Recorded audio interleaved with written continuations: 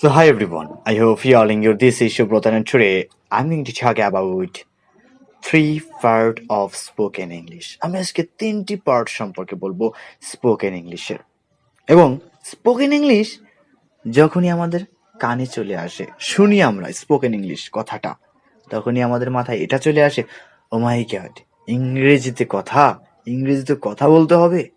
আর যখনই আমরা এটা ভাবি আমাদের ভিতরে একটা দীর্ঘশ্বাস চলে আসে, আমি ইংরেজিতে কথা বলতে পারবো না, আমি ইংরেজি বলতে গেলেই মাইন্ড খালি হয়ে যাচ্ছে, কিছু খুঁজে পাচ্ছি না, কোনো ওয়ার্ড খুঁজে পাচ্ছি না, কোনো সেন্টেন্স খুঁজে পাচ্ছি না, আমার দ্বারা সম্ভব না ইংরেজিতে কথা বলা।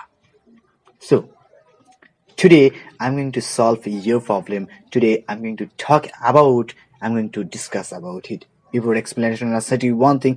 I'm not a teacher, I'm not teaching here, I'm just trying to practice my spoken English only through making this video. And I check out myself, how I am growing, how I am improving my spoken English every single day. ওকে, আমি আমার video making এর মাধ্যমে এবং দেখার মাধ্যমে আমি নিজেকে check করছি প্রত্যেকটা দিন যে আমি কিভাবে গ্রো করছি, কিভাবে ইমপ্রুভ করছি আমার স্পোকেন ইংলিশটা। Okay, this is the main motive of making video. Okay, please take it and stay with me and please continue to it and watch the video till the end because this video is going to be very informative for those guys who are recently start that English learning journey, who are beginner in English learning journey. নতুন যারা শুরু করেছো, beginner লেভেলে যারা আছো, এমনকি 1 মাস হয়ে গেছে, 2 মাস হয়ে গেছে কিন্তু ইমপ্রুভমেন্ট আসছে না এবং আমরা শিখছি না সেটা বুঝতে পারছি না, তাদের জন্য কিন্তু এই ভিডিওটা প্রচুর ইম্পর্টেন্ট হতে চলছে। Okay, so watch this video till the end. Okay, so today's topic is we are going to talk about three part of spoken English. আমরা তিনটি পার্ট সম্পর্কে কথা বলতে যাচ্ছি। কি সেই তিনটি পার্ট হতে পারে? আসলে প্রথমে আমি ভেবেছি যে স্পোকেন ইংলিশ সম্পর্কে আমরা যখনই ভাবি স্পোকেন ইংলিশটা আমাদের কঠিন মনে হয়, তার জন্য কিন্তু আমরা শুরু করতে পারি না। So we have to take English as a language and we have to take English as a easy language. প্রথমে আমাদের ইজি ভাবে নিতে হবে জিনিসটাকে, then we have to design it, আমাদের বানিয়ে নিতে হবে সহজ। কিভাবে বানিয়ে নিতে হবে আমি তিনটি ভাগে ভাগ করেছি। তিনটি ভাগ হলো, first part is question. Okay, first part is question. প্রথমে আমাদের কোশ্চেন করা জানতে হবে। স্পোকেন ইংলিশ আমাদের মাথায় চলে আসলেই আমরা কিভাবে আমরা কোশ্চেন করব। How are you, what are you doing, where you from, okay, how is going your life. আমরা কোশ্চেন চলে আসে। আমরা যদি কারোর সাথে স্পোকেন ইংলিশ অর্থাৎ কনভারসেশন করতে যাই, প্রথমেই কিন্তু আমরা কোশ্চেন করে বসে ফেলি। ওকে, আমরা প্রথমেই একটা কোশ্চেন করি কিংবা সে আমাদের কোশ্চেন করে, সে আমাকে কোশ্চেন করে, অর্থাৎ question is very important of spoken English. Spoken ইংলিশের কিন্তু কোশ্চেনটা প্রচুর important. So first part is question, then second part is answer. আমরা কোশ্চেন যদি করি তাহলে সে অ্যান্সার করবে, অ্যান্সার ইজ ভেরি ইম্পর্টেন্ট। যদি অ্যান্সার না দেয় আমাদের স্পোকেন ইংলিশ কনভারসেশনটা কিন্তু আগাবে না, কিংবা সে আমাকে কোশ্চেন করবে, আমাকে অ্যান্সার দিতে হবে। আমি যদি অ্যান্সার না দিতে পারি তাহলে কিন্তু আমাদের স্টপ হয়ে যাবে কনভারসেশনটা। অর্থাৎ কোশ্চেন করা ওয়ান পার্ট, কোশ্চেন অ্যান্সার দেওয়া second part. Okay, third part is details. ইংরেজিতে যখন আমরা ডিটেলস বলতে পারবো, প্যারাগ্রাফ আকারে বলতে পারবো, লিখতে পারবো, কিংবা রচনা আকারে বলতে পারবো, লিখতে পারবো ইংলিশে, তখন কিন্তু আমরা থার্ড পার্ট কমপ্লিট করতে পারবো। এবং এই যে তিনটা পার্ট আমরা যদি কোশ্চেন করা জানতে পারি তাহলে আমরা 30% কিন্তু স্পোকেন ইংলিশের ক্যাপচার করতে পারবো।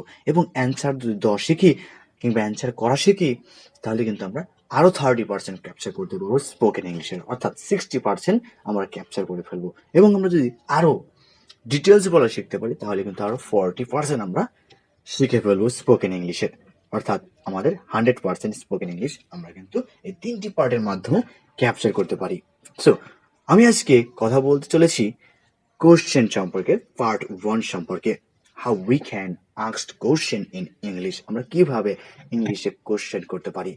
এবং কোশ্চেনের কথা আসলেই প্রথমেই আসে হচ্ছে WH ওয়ার্ড দ্বারা যে কোশ্চেন গুলো হয়, বেশিরভাগ কোশ্চেন করে থাকি আমরা WH ওয়ার্ড দ্বারা। So we have to know how we can ask question with WH word. Okay, আমরা WH ওয়ার্ড দ্বারা কিভাবে কোশ্চেন করতে পারি, কিভাবে আমরা কোশ্চেন করি।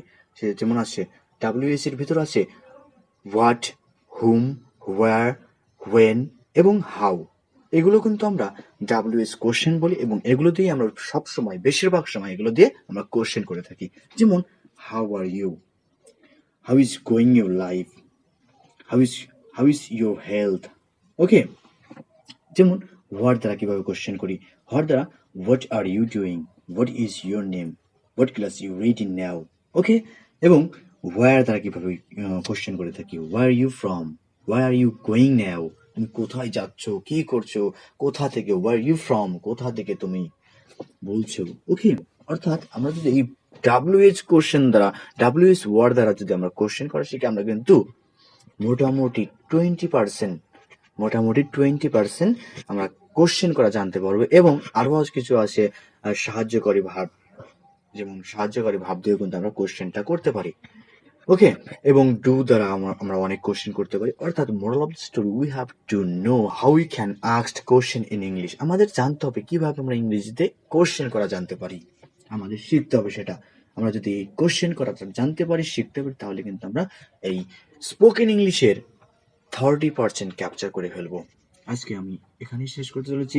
and I finish my video here and see you tomorrow with a new video, with a new topic, with a new journey. And if you like this video, if you enjoy this video, press the like button. And if you are new here, don't forget to subscribe. And we'll don't stop until success, we'll don't stop until we capture English language. We'll capture one day English language. Thank you so much for watching this video. Tata, bye bye.